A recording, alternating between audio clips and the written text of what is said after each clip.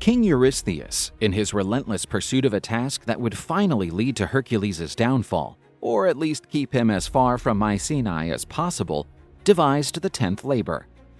This time, the mission was unprecedented in its boldness, a challenge that would test not only the hero's strength but also his endurance, intelligence, and ability to surpass the boundaries of the known world.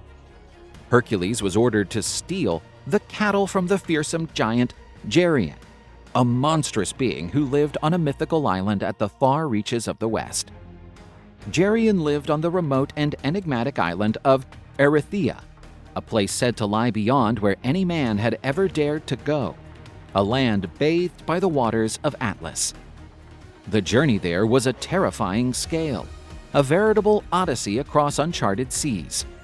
Arythea was a point on the mythological map where the known world dissolved into mystery, where the sun set, and where sea monsters and legends were said to be real. With unshakable determination, Hercules sailed for what seemed like an eternity, braving storms, treacherous currents, and the crushing solitude of the open sea. His voyage led him beyond the limits of Greek cartography, until he finally reached an imposing mountain range that rose majestically, separating the familiar waters of the Mediterranean from the vast, uncharted expanses of the Atlantic Ocean. This natural barrier, known as Mount Calpe and Mount Abila, seemed impassable, a rocky wall marking the end of the world. But not even a colossal mountain stretching to the sky and plunging into the depths of the ocean could stop the son of Zeus. With the conviction that only demigods possess, Hercules decided that if he could not go around the obstacle, he would move it. He used his divine strength, the same that had once diverted rivers, to split the mountain in two. With a titanic effort, he pulled the two sides apart, creating a monumental, navigable passage. Thus, in a feat of divine engineering and brute strength, the hero connected the Mediterranean to the Atlantic, opening a gateway that would allow future generations of sailors to explore the oceans. The two great peaks, now separated by a strait, would forever be known as the Pillars of Hercules, an eternal testament to his might. Today, this place is recognized as the Strait of Gibraltar, a geographical landmark that still echoes the hero's legend. With the passage open, Hercules resumed his journey, venturing into the unknown waters of the ocean in search of Geryon's island. After days and nights of navigation across the ocean's waters, Hercules finally reached the mythical and isolated island of Arythea. It was a place of wild beauty, cloaked in an aura of dread, for it was the home of Geryon and his cattle. No one had ever dared approach the giant's herd, not only because of the distance, but also because of their master's terrifying reputation and the guardians who protected them. Geryon was a hideous creature, a monster of epic proportions that defied nature itself.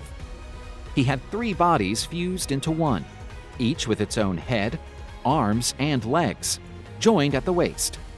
This grotesque structure made him a formidable foe, capable of attacking from multiple directions and withstanding blows that would kill any mortal. His appearance was nightmarish, an aberration that inspired terror. The giant also had a guardian worthy of his own monstrosity. His watchdog was the fearsome Orthrus, a hellish creature with 2 heads and a serpent's tail that hissed and struck like a living whip.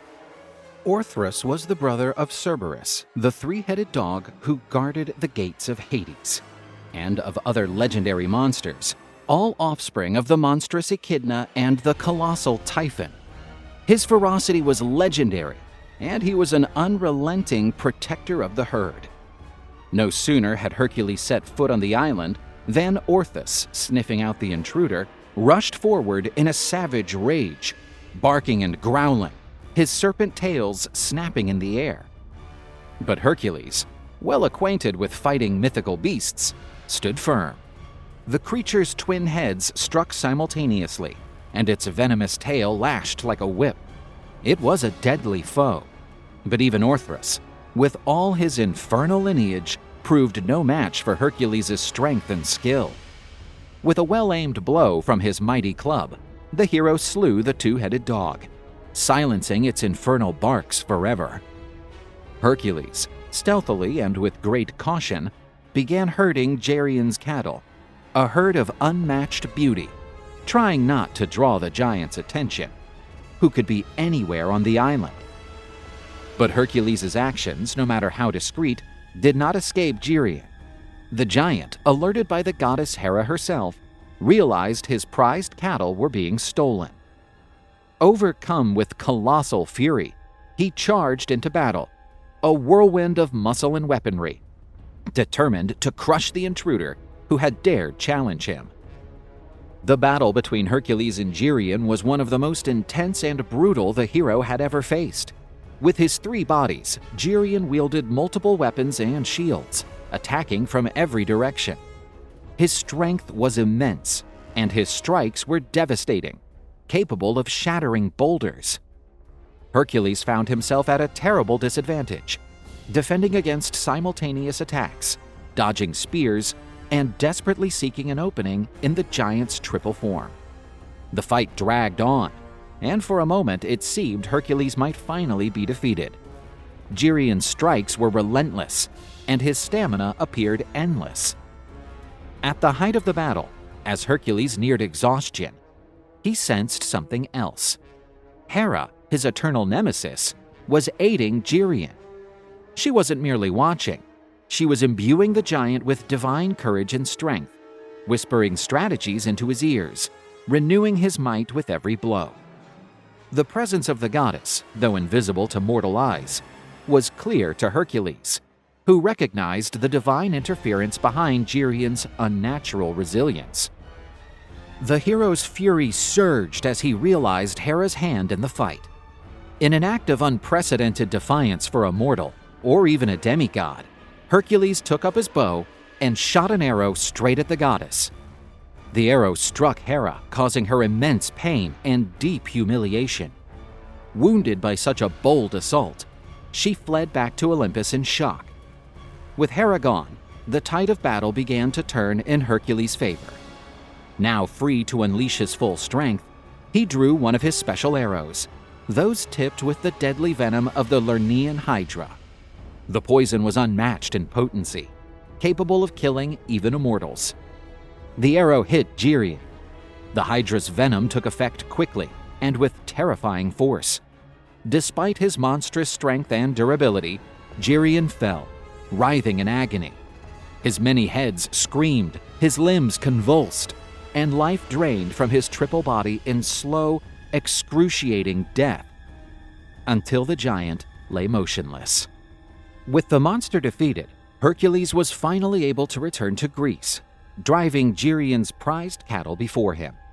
But the journey home proved no less perilous than the quest itself.